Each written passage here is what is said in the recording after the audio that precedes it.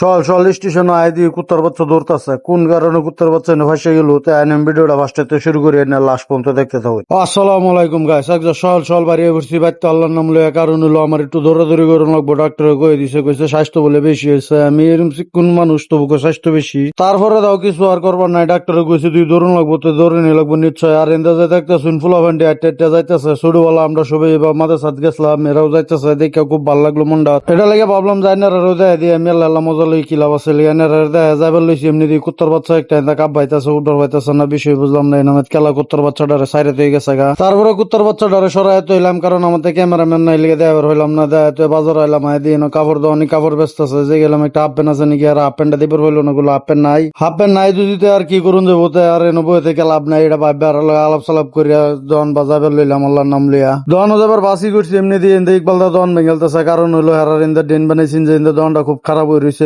নতুন করে ভালো করে সুন্দর করে দনদারি করবো, দন বানাইতেছে সুন্দর করে আইনারা রইলাই দিই। আর এটা ভাঙ্গা ভাঙ্গি দেখে দন আইসি আজি সাদ্দামে তার বান্ধাত লাগে পড়ছে। সাদ্দামে তার বান্ধাছে, আমি বই থেকে কি লাভ আছে লেগে আমিও একটা মোড়া লই বই বললাম বুঝতে মরা দেখে যে আমিও দুইলা বাইন্দা লাই সাদ্দামের লগে দা। আমি আর সাদ্দামে বই তার বানতে ভিডিওটা কিরম লাগছে না সবাই কমেন্টে জানাবেন। আর সবাই ভালো থাকবেন, সুস্থ থাকবেন। তার ভিডিও নিয়ে শেষ করি, বাই।